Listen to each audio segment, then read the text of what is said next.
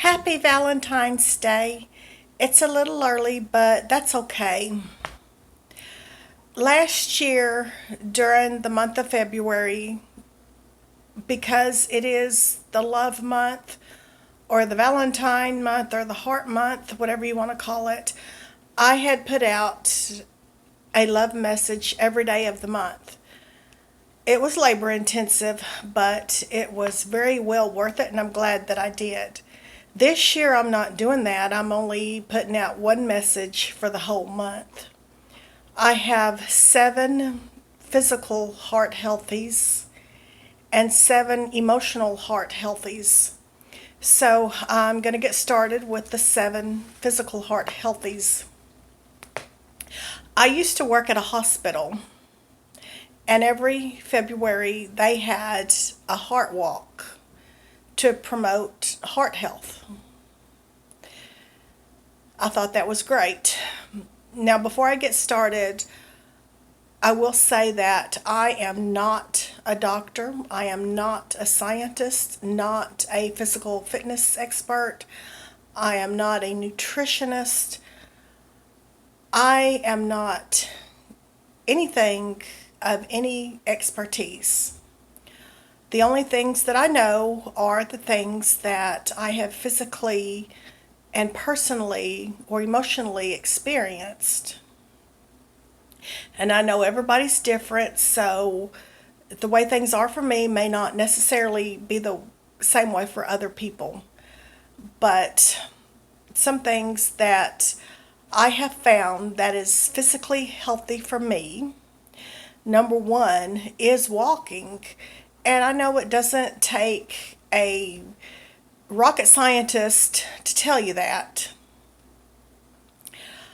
I have had people that have told me that walking is very healthy, and I even had a doctor that told me that if you walk, it gives you the same effect as antidepressants. Now, don't get me wrong, I'm not telling you to stop taking your antidepressants. Do whatever your doctor tells you to do. I'm just telling me that I had a doctor that told me that. And I do know that when I do walk, it eases my mind and it just de-stresses me.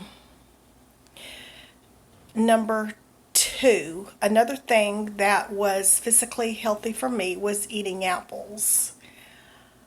One time my doctor wanted to put me on cholesterol medicine, and I told him no because I didn't want any more chemicals in my body, and I know they have side effects. So I ate apples instead and got my cholesterol down. Now, I'm not telling you not to take your cholesterol medicine. That's between you and your doctor. I'm just saying that I refused to let the doctor put me on any. And I ate a lot of apples and got my cholesterol down.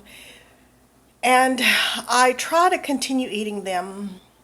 I cut them up in salads because I ate so many of them. I'm tired of them. Now, the way I understand it, they are much more healthier raw than if they're cooked. So I try to eat them raw. I just cut them up, like I said, in salads.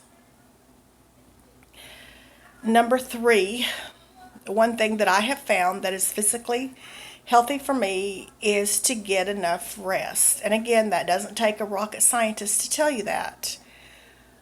I do know that if I have not had the amount of rest that I need, the amount of sleep, that my blood pressure goes up, I get headaches, I get cranky, I feel weird sometimes.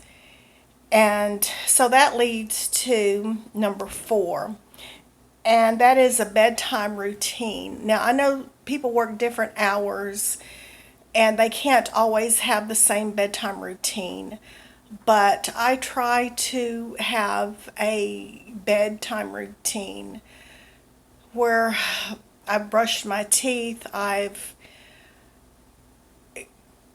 changed into nightwear, because if you sleep in scrubs or regular clothes, it's not as comfortable. And I might even spray my pillow with lavender or rose, and I just have a good night that way. Number 5, I have found that it is very healthy for me to drink water. And again, it doesn't take a rocket scientist to tell you this. And like I said, I am not a doctor and not a scientist, so I'm not telling anybody what to do. I'm just saying that this has worked for me. I try to stay hydrated because I know the consequences of not being hydrated. I passed out one time and it was not pleasant. I thought I was going to die. And I'm okay now. I'm still paying that medical bill from a couple of years ago, which I'm not complaining because they saved my life. But it is very expensive to become dehydrated and to pass out. Number 6. This could be on either my physical list or my emotional list. But number 6 is I became a minimalist. I cannot even begin to tell you how de-stressing that is. I was really stressed out and really depressed by all that stuff and junk. And number 7 is I do de-stressors. I try to cut out stress as much as I can. And again, this one could be on either the physical list or the emotional list. Some of these are crossovers, but our physical body and our emotional body, I guess they all cross over into each other. But some of the de-stressors that work good for me is I like soaking my feet. I like reading. I like to take a walk or do exercise. And it's different with different people. So those are my 7 physical heart healthies. Now my 7 emotional heart healthies. Number 1, I have done my best to make my home as cozy as I can. When people walk in my doors, I want them to feel the love so thick that they can cut it with a knife. I want them to know that they are loved and welcomed and wanted. And I want them to feel secure around me. I want them to know that if they have a need, I will do my best to fulfill it. Number 2, I have chosen to love and forgive. I love my kids so much. If they've done anything wrong, I don't remember it. I don't even care. I love them unconditionally, and other people also. Now, I know there's a lot of haters out there, and there's not much you can do about it other than pray for them and forgive them. Now, just because you forgive someone doesn't mean that it doesn't hurt anymore. And it doesn't mean that you don't have to protect yourself from them anymore. Number 3, I choose to be a winner. I choose to be happy. It's all about attitude. There are negative people who choose not to be happy, who choose to be losers, and I know they're miserable. Number 4, I have stopped believing the lies. When we believe the lies, it just makes us so miserable and depressed, and we take it out on others unconsciously, and we just have to remember they're all lies. Number 5, I have a budget. Budgets can cut out so much stress out of your life and just make your life so much more secure and cozier.